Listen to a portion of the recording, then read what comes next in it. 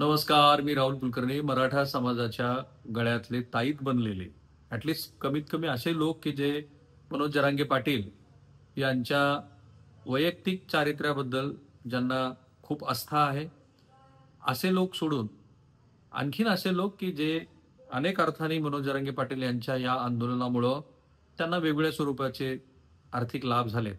अशा लोकांसाठी मनोज जरांगे पाटील यांचं जे काही रूप आहे ते फार आदरार्थी आहे. लोक त्यांच्यावरती प्रेम करतात. इतकं प्रेम करतात, की मी डोळ्यांनी बघितलेलं आहे, की एक नेता चाललाय आणि मग त्याच्याबरोबर शेकडोच्या संख्येनं त्या विश्वासानं लोक जात राहतात. अशा वेळेला काय होतं, की मनोज जरांगे पाटील यांना भेटायला येणं, भेटणं हे अनेकांचं त्यांचं त्या दिवसातलं किंवा जेव्हा केव्हा ते त्या भागात जातात, त्यावेळेला ते एक महत्त्वाचं काम होऊन बसतं आणि मनोज जरांगे पाटलांना भेटल्यानंतर त्यांना एक वेगळ्या प्रकारचं समाधान मिळतं. काही लोक अशी भेट नाही झाली, की मग नको त्या क्लुप्त्या लढवतात आणि त्या क्लुप्त्यातनं जर त्यातल्या त्यात कुणी एखादा अतिरिक्तच त्याला जर काही बाहेरून मला काय म्हणायचं तुमच्या लक्षात आलं असेल, तर मग त्या क्लुप्त्या त्याला अधिकच सुचायला लागतात आणि मग नको त्या गोष्टी काही वेळेला घडतात. मी बघितलंय मनोज जरांगे पाटील यांना भेटायला येणाऱ्या लोकांमध्ये सगळ्या प्रकारचे लोक आहेत. आणि मग अशा वेळेला जेव्हा मनोज जरांगे पाटील यांच्या हत्येचा कट उघड झाला, 2.5 कोटीची सुपारी दिली गेली, 2 जण ताब्यात आहेत आणि मोठ्या राजकीय नेत्यांचं नाव त्याच्यात आहे, अशी बातमी दैनिक दिव्य मराठीला येते, त्यावेळेला आपल्याला अनेक प्रश्न पडतात.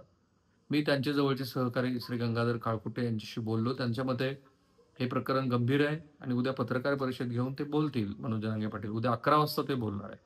काही वेळापूर्वी मनोज जरांगे पाटील जे माध्यमांशी मी बोलताना बघितले, तेव्हा ते म्हणाले, की ज्यांनी कुणी त्यांच्या अशा पद्धतीच्या हत्येचा कट रचलाय, त्याने चुकीची गोष्ट केली आहे.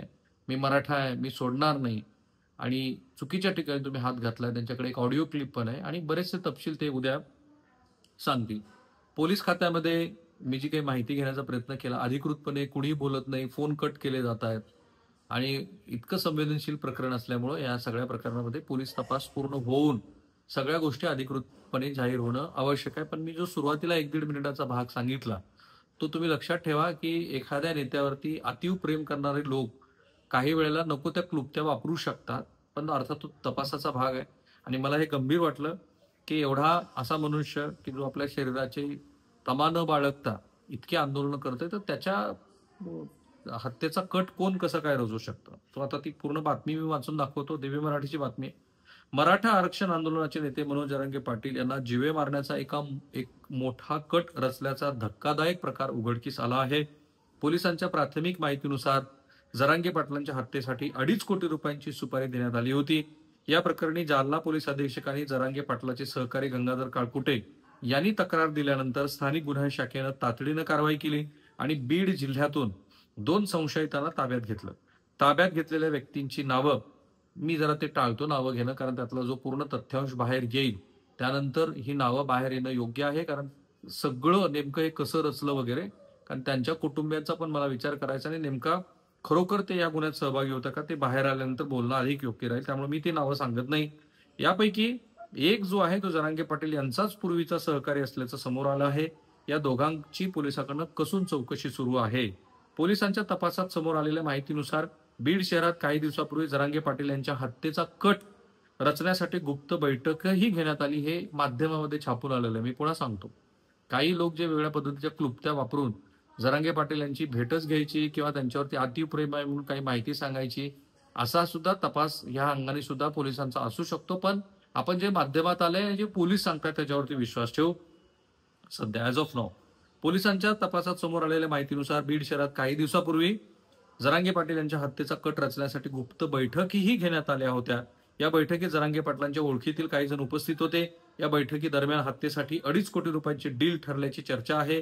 ही माहिती मिळताच गंगाधर काळकुटे यांनी पोलिसांकडे लेखी निवेदन देऊन तक्रार केली आणि हे योग्य केलं. जर अशी कुणी कोणत्याही अंमलाखाली अशी गोष्ट सांगितली असली तरी सुद्धा त्याचं गांभीर्य लक्षात घेता काळकुटे यांनी केलं ते योग्यच केलं. तक्रार मिळाल्यानंतर पोलिसांनी मध्यरात्री बीडमध्ये छापा मारून दोघांना चौकशीसाठी ताब्यात घेतलं. प्राथमिक चौकशीत आरोपीने एका मोठ्या राजकीय नेत्यांचं नाव घेतल्याची माहिती सूत्रानुसार समोर येत आहे. मात्र पोलिसांनी अधिकृतरित्या कोणाचंही नाव जाहीर केलेलं नाही, हे महत्वाचं आहे. जरांगे पाटलांनी पण कोणाचं नाव घेतलेलं नाही, पण ते म्हणतात की कोणीतरी मोठी व्यक्ती आहे आणि मग त्यांनी आरोप पण केले. या घटनेचं गांभीर्य लक्षात घेऊन मनोज जरांगे पाटील यांनी स्वतः रात्री उशिरा जालना पोलीस अधीक्षकांची भेट घेतली. त्यांनी पोलिसांना सर्व माहिती देऊन तातडीनं कारवाई करण्याची मागणी केली. जरांगे पाटील म्हणाले, की मराठा आरक्षणासाठी सुरू असलेल्या आंदोलनाला कमजोर करण्यासाठी काही शक्ती प्रयत्न करत आहेत, पण आम्ही मागे हटणार नाही. आमच्या जीवावर बेतलं तरी आम्ही समाजासाठी लढत राहू. पोलिसांनी ताब्यात घेतलेल्या आरोपींची कसून चौकशी सुरू आहे. या कटामागे कोण, कशासाठी आणि किती लोक सहभागी आहेत हे शोधण्याचा प्रयत्न सुरू आहे.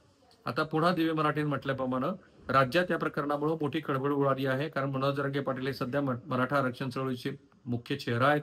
त्यांच्या नेतृत्वाखाली राज्यभर मोठं आंदोलन झालं. त्यामुळे त्यांच्या हत्येचा कट रचल्याचा प्रकार समोर येणं ही अत्यंत गंभीर बाब मानली जाते. पोलीस तपासातून यामागे कोणत्या राजकीय शक्तीचा हात आहे का, हा प्रश्न आता पुढे आला आहे. या प्रकरणाचा सखोल तपास सुरू असून आणखी काही महत्वाचे खुलासे होण्याची शक्यता आहे.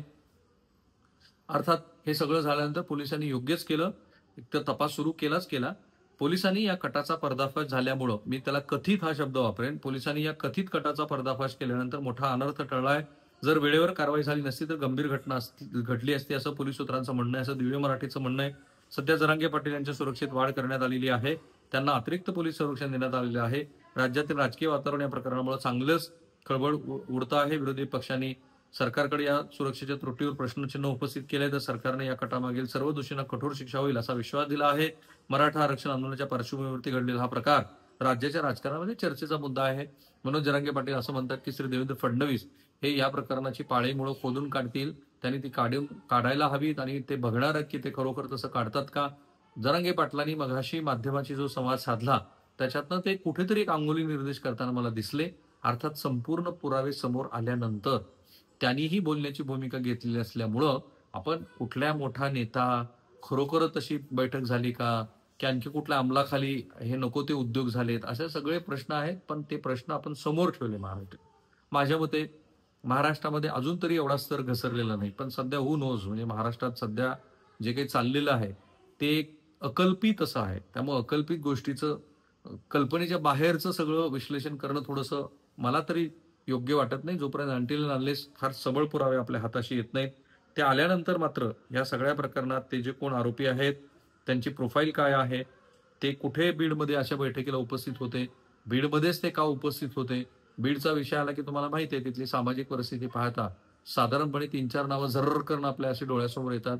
त्यापैकी कोणाचं नाव मोठा नेता म्हणून त्याच्यामध्ये आहे का, आणखीन कोणी खरोखरच जरांगे पाटील यांच्या जीवावरती उठला आहे का, आणि हे जर घडलं असेल तर मग यांच्याबद्दल गृहविभाग काय करतो आहे. मी पुन्हा एकदा सांगतो, एखादी गोष्ट अंमलाखाली होणं आणि नसताना सुद्धा खरोखर अशा पद्धतीनं जरांगे पाटील यांच्या हत्येसंदर्भात कट रचला जाणं ही खरोखर धक्कादायक बाब आहे. त्याचा जसा तपास होईल तसं आपण सांगत राहू. पण आपलं महाराष्ट्रात घडत असलेल्या प्रत्येक घडामोडीवरती कसं लक्ष आहे तुमच्या लक्षात येतच असेल.